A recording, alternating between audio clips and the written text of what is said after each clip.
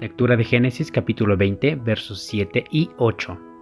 Esta es una de las secciones más importantes del texto de la Torá, pues en ella se menciona por primera ocasión la figura y función de un profeta.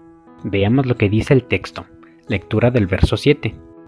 V'chata Hashem irshet aish, ki navi'u, ve'yitpalel ba'atcha bechye, ve'im eneicha meshiv, da'akimot mutata bikol asher lach. Y eso se traduce de la siguiente manera. Inmediatamente regresa la mujer de su marido, porque él es profeta e intercederá a nombre tuyo, y vivirás.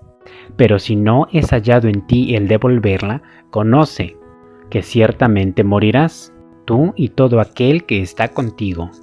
Este pasaje registra las palabras del Eterno para Abimelech.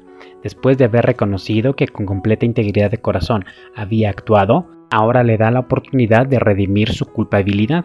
Pero el concepto de la redención gira directamente en torno a la idea de Shub, regresar, tal como se ve en la primera línea.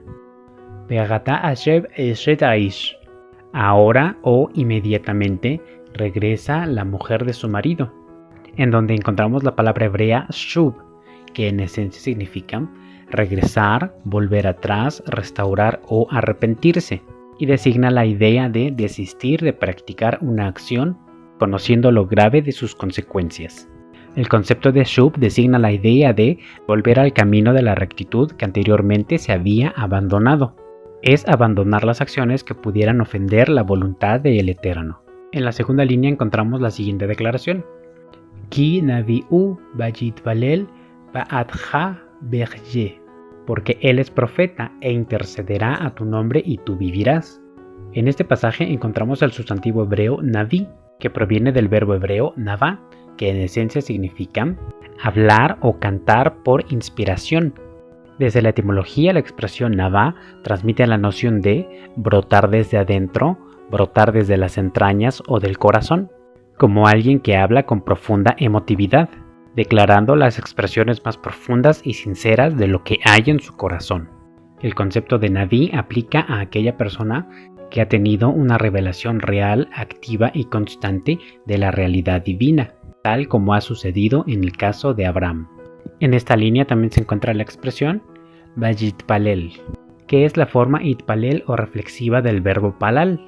Este verbo en esencia significa hablar con la autoridad o hablar hacia la autoridad, en el sentido de fungir como un intercesor o un intermediario en un caso de juicio, o es también actuar como un abogado. En este texto encontramos la frase que dice Veyitbalel ba'atcha, donde la partícula ged significa repetidamente o en varias ocasiones, aunque en este pasaje se puede traducir como a nombre tuyo, y se denota que la consecuencia de esta intercesión es tú vivirás be'echye. En esencia, este pasaje nos muestra que la absolución de un cargo de culpa o de pecado inicia siempre con el proceso de la restauración o de la restitución. Abimelech tenía que restituir a la mujer en su lugar, al lado de su marido, y este proceso era apoyado a través de la intercesión de un hombre justo o de un profeta. Veamos lo que declara la siguiente línea.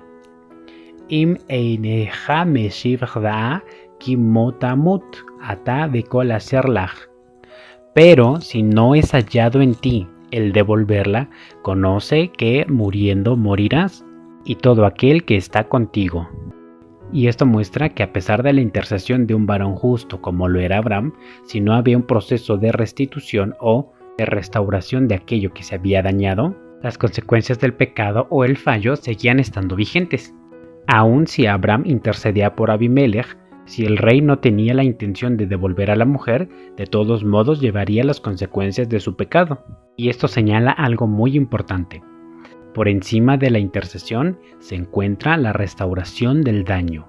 El Eterno le advierte, Ve'im eneja meshiv, si no es hallada en ti la intención de devolverla o de restaurarla a su lugar, conoce que ciertamente morirás.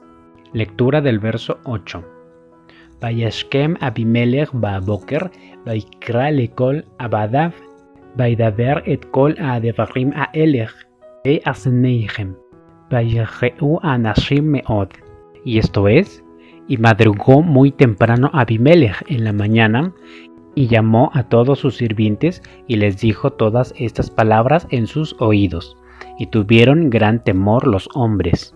Este verso inicia con la expresión hebrea Vayashkem, que en esencia significa levantarse muy temprano o madrugar, resaltando la iniciativa de restituir aquello que Abimelech había dañado.